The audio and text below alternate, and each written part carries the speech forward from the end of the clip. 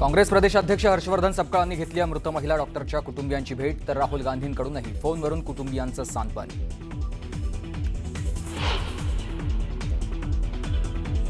बैठक घेण्यासाठी आम्ही तयार, मात्र नागपूरला या. बच्चू कडूंचा बावनकुळेंसोबत संवाद, तर तुम्ही चर्चेकरता मुंबईला यावं, बावनकुळेंचं आवाहन. बच्चू कडूंच्या कर्जमाफीसाठी काढलेल्या एल्गार मोर्चामुळे हायवे ठप्प, मागण्या मान्य न झाल्यास रेल्वे आणि विमानसेवा बंद पाडण्याचाही इशारा.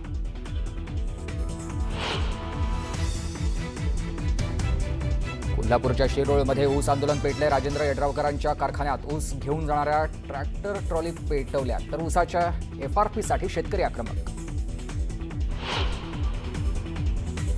मुंबईतल्या नेस्को एक्झिबिशन सेंटरमधील इंडिया मेरीटाईम वीकमध्ये पंतप्रधान नरेंद्र मोदी होणार सहभागी. CEO फोरमला करणार संबोधित.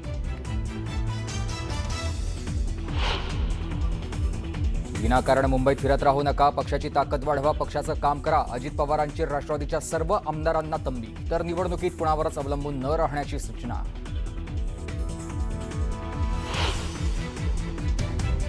शिवसेना उबाठाकडून BMC निवडणुकीमध्ये तरुणांनाच उमेदवारी देण्यावर भर. 60हून अधिक वय असलेल्या उमेदवारांना संधी नाही, सूत्रांची माहिती.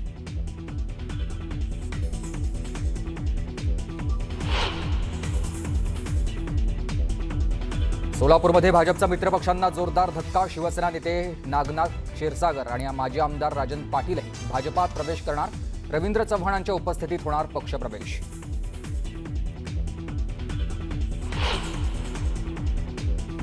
अधिकाऱ्यांची वाहनं फोडू नका, सत्ताधाऱ्यांची वाहनं गाड्या फोडा. शेतकरी कर्जमाफीच्या मुद्द्यावरून सुजात आंबेडकरांचं वादग्रस्त विधान.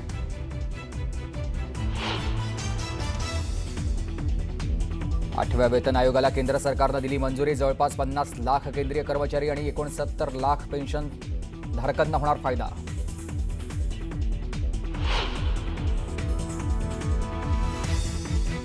आज भारत आणि ऑस्ट्रेलिया दरम्यान 5 सामन्यांच्या T20 मालिकेला सुरुवात. कॅनबेरामध्ये होणार पहिला सामना.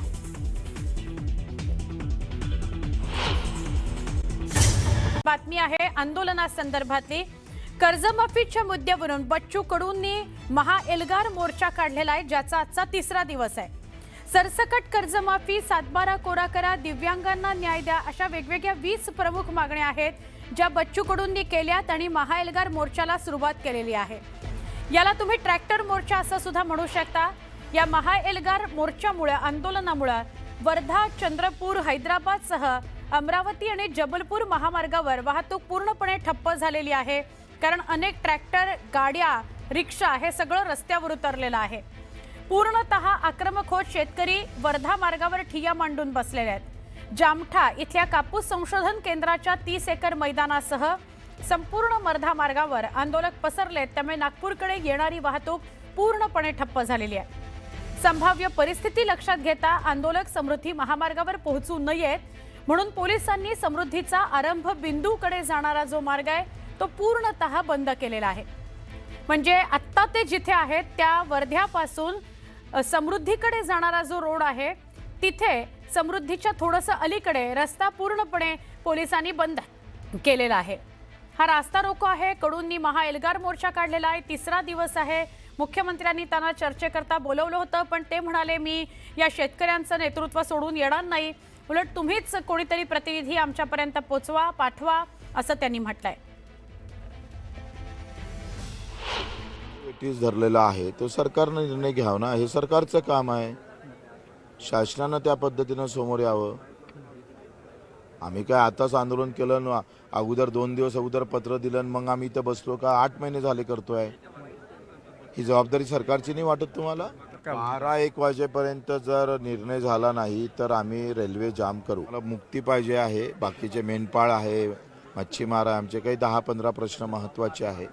त्यावर तोडगा काढला नाही तर आम्ही हटणार नाही. प्रतिनिधी उदय तिमांडे आपल्या सोबत आहेत, त्यांच्याशीही बोलूया.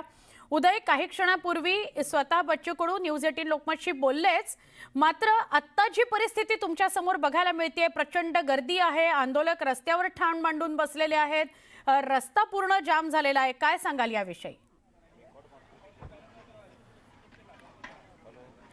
सुवर्णा, खरं तर आंदोलनाला तग धरायची असेल, कारण आज आंदोलनाचा तिसरा दिवस आहे, सरकारकडून अजून बोलणी होत नाही आहे, त्यामुळं हे आंदोलन इतक्या लवकर आटपेल असं वाटत नाही. आणि हे आंदोलन जर तग धरायचं असेल तर या आंदोलनाचा बॅकअप प्लॅन पाहणं अत्यंत महत्त्वाचं असतं आणि त्यातलं त्यात शिदोरी ही अत्यंत महत्त्वाची असतं. आपण पाहतोय की गेले 3 दिवस हा एल्गार मोर्चा जो आहे तो नागपूरकडे येत होता.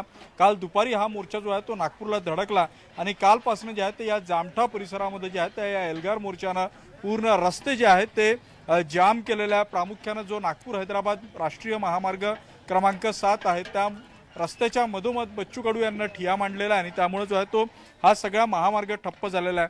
या महामार्गावर म्हणजे या आंदोलनामध्ये जवळपास 5 ते 7 हजार शेतकरी आणि जवळपास 500 पेक्षा अधिक ट्रॅक्टर, दुचाकी, चारचाकी घेऊन जे आहे ते आंदोलनकर्ते जे आहेत ते सहभागी झालेले आहेत.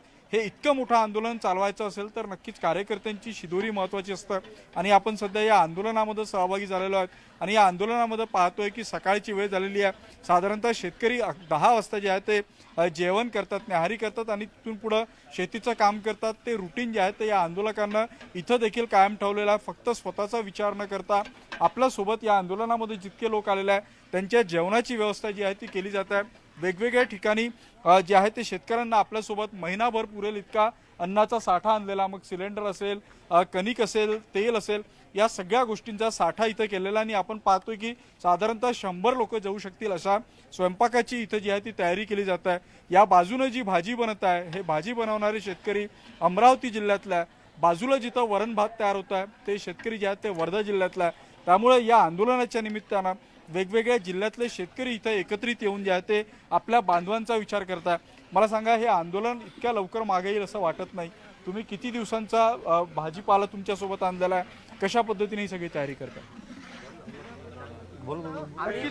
बोलत नाही, आपण यांच्याशी बोलूया. मला सांगा, किती दिवसांचा तुम्ही हा सगळा साठा सोबत आणला? साधारणतः 1 महिन्याचा साठा आमच्याकडे उपलब्ध आहे.